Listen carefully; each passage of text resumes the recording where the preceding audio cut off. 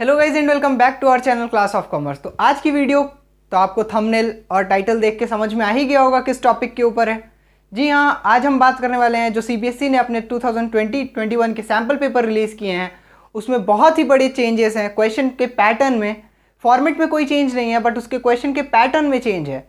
तो चलिए बिना टाइम वेस्ट किए शुरू करते हैं।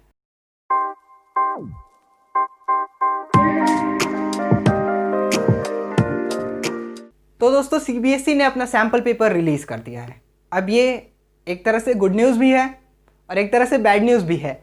तो गुड न्यूज़ इसलिए है क्योंकि बच्चे बहुत ही ज़्यादा कंफ्यूज थे कि सीबीएसई ने 30% सिलेबस रिड्यूस कर दिया, तो अब सीबीएसई उस 30% सिलेबस में के क्वेश्चंस को कहाँ से कंपनसेट करेगी, उन क्वेश्चन को हटा के कौन से क्वेश्चन लाएगी, किस चैप्टर्स के वेटेज आएंगे, कहाँ से क्वेश्चन उठा के रखेगी सीबीएसई। तो सीबीएसई ने एक सैम्पल पेपर जो रिलीज़ किया, उससे बच्चों को एक बेस मिल गया कि उन्हें किस लेवल पे उनकी प्रिपरेशन है वो पता चले और उन्हें अब अपनी प्रिपरेशन को कितना बूस्ट देना है ये पता चले। तो इन दो चीज़ों की वजह से ये न्यूज़ और ये रिलीज़ बहुत ही ज़्यादा अच्छा माना गया है। बट एक बैड न्यूज़ भी है जिसकी किसी को उम्मीद नहीं थी, किसी ने ऐसा सोचा नहीं था कि सीबीएसई कुछ ऐसा करेगा, बट सीबीएसई ने ऐसा किया। ये क्या है कि सीबीएसई ने अपने क्वेश्चन पेपर में कुछ पैटर्न में चेंज किया है। क्वेश्चन के पैटर्न में चेंज मतलब सीबीएसई ने इस बार इकोनॉमिक्स में मैक्रो में भी कुछ केस स्टडीज़ लाई हैं, कुछ जनरल एंट्रीज और लाई हैं। वन मार्क एमसीक्यू जो थे या 1 मार्कर क्वेश्चन थे, उनमें भी जनरल एंट्रीज लाई हैं। और सीबीएसई इस बार पूरी तरह से सैम्पल पेपर रिलीज़ करके अपनी मेंटालिटी ये बताना चाह रहा है कि सीबीएसई आपके टोटल कॉन्सेप्ट पे टारगेट करेगा।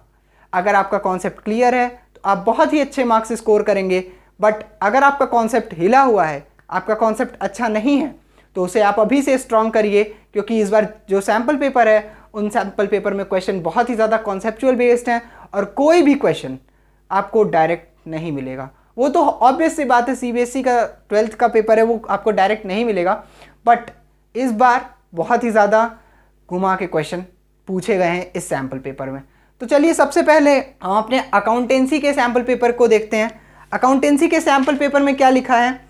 सबसे पहले तो अकाउंटेंसी में आपको बताया कि 2 सेक्शन होने चाहिए, 32 क्वेश्चन होंगे। ये सब तो आपको फॉर्मेट पता ही है, 32 क्वेश्चन होंगे और कंपलसरी फर्स्ट पार्ट है वो कंपलसरी होगा, पार्ट बी में ऑप्शनल है, कंप्यूटर है और एक फाइनेंशियल स्टेटमेंट एनालिसिस। ये तो आपको पता ही है कि कितने क्वेश्चन रहेंगे, क्या रहेगा।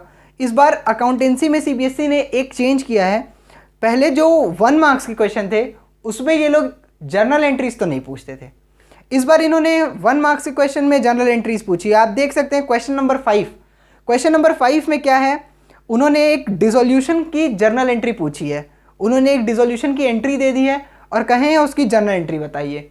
अब जो ये 1 मार्क्स का क्वेश्चन है, इसमें आपको टाइम वेस्ट नहीं करना रहता है, बट जनरल एंट्री बनाने के लिए बहुत बच्चों को बहुत ज़्यादा टाइम लगता है, क्योंकि जनरल एंट्री एक टफ पोर्शन माना जाता है। बहुत ही बच्चे जनरल एंट्री में थोड़े वीक होते हैं। तो जनरल एंट्री पे आप वर्क करना स्टार्ट करिए, क्योंकि इस बार का जो अकाउंटेंसी का सैम्पल पेपर है इसमें जनरल एंट्री के क्वेश्चन भर के हैं। बहुत ज़्यादा जनरल एंट्रीज आई हैं और जनरल एंट्रीज पे आपको फोकस करना ज़रूरी है। उसके बाद आप ये देख सकते हैं कि कॉन्सेप्ट पे बहुत ज़्यादा टारगेट किया गया है। 1 मार्क्स क्वेश्चन में शेयर्स के भी क्वेश्चन ज़्यादा हैं और एक क्वेश्चन आपको ऐसा देखने को मिलेगा, जो काम आप एडमिशन के एडजस्टमेंट में करते थे वही एडजस्टमेंट इन्होंने उठा के एमसीक्यू में रखा है। That is question number 8। Question number 8 में आप देखेंगे तो उसमें इन्होंने क्वेश्चन में बोला है कि बैलेंस शीट में जो मशीनरी है वो ओवर वैल्यूड है 20% से, तो जो नई बैलेंस शीट बनेगी उसमें मशीनरी का कॉस्ट क्या होगा। ये काम आप एडजस्टमेंट में किया करते थे एडमिशन में, बट यहाँ पे आपको वो 1 मार्क्स में एमसीक्यू में पूछा है। तो आपका कॉन्सेप्ट अगर वहाँ का क्लियर है तो आप ये क्वेश्चन आराम से कर लेते हैं। इसी तरह हम आगे बढ़ते हैं तो यहाँ पे देखने को मिलता है, हाँ एक बात और, एनपीओ के जो क्वेश्चंस हैं उसमें उन्होंने एडजस्टमेंट थोड़ी सी कम कर दी है। इस क्वेश्चन पेपर को देखने के बाद, एनालाइज करने के बाद ये दिख रहा है कि एनपीओ में और कैश फ्लो में एडजस्टमेंट इन लोग ने बहुत कम कर दी है। एडजस्टमेंट यानी कि पहले जो 5-6 एडजस्टमेंट थी, अब देखने को मिल सकती है यहाँ पे सिर्फ 4 एडजस्टमेंट है, 4 एडजस्टमेंट है।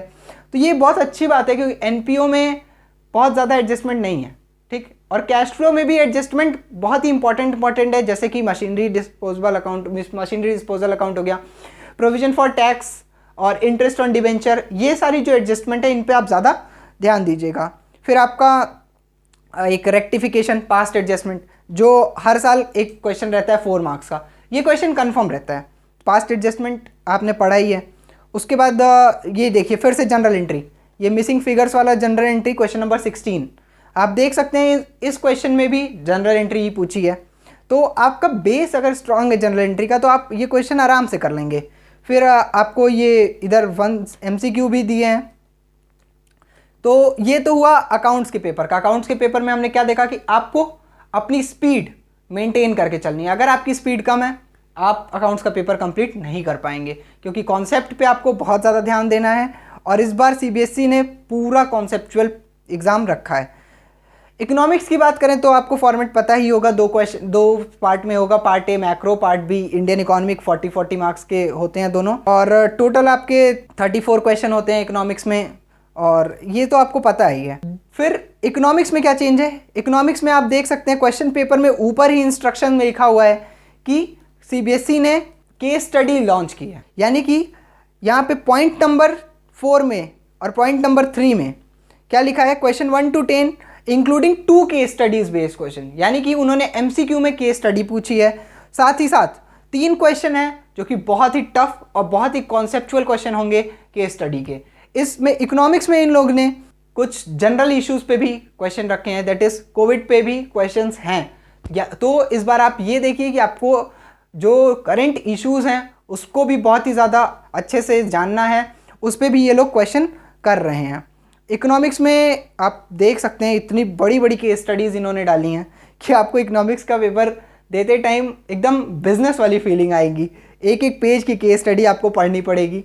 और तो और उन्होंने एक बात और क्लियर कर दी आपके दिमाग में, उन्होंने पॉइंट नंबर इंस्ट्रक्शन में अपने पॉइंट नंबर 8 में लिखा है answer should be brief and to the point and above word limit be adhered to as far as possible. यानी कि CBSE ने ये क्लियर बता दिया है कि आपको आंसर टू द पॉइंट और ब्रीफ देना है। यानी कि कोई भी नेतागिरी, कोई भी उल्टा सीधा गाना वाना, कुछ भी आप फालतू का लिख के तो आपको मार्क्स नहीं मिलेगा। ठीक है, तो आपको टू द पॉइंट आंसर लिखना है। और सेम इसी तरह बिजनेस का भी एग्जाम है, बिजनेस में भी सेम चीज़ लिखी है कि आपको टू द पॉइंट और ब्रीफ आंसर देना है। बिजनेस में तो पहले से ही केस स्टडीज़ आती थी, इस बार भी केस स्टडीज़ हैं, बट वो केस स्टडीज़ थोड़ी सी ज़्यादा कॉम्प्लेक्स कर दी गई हैं।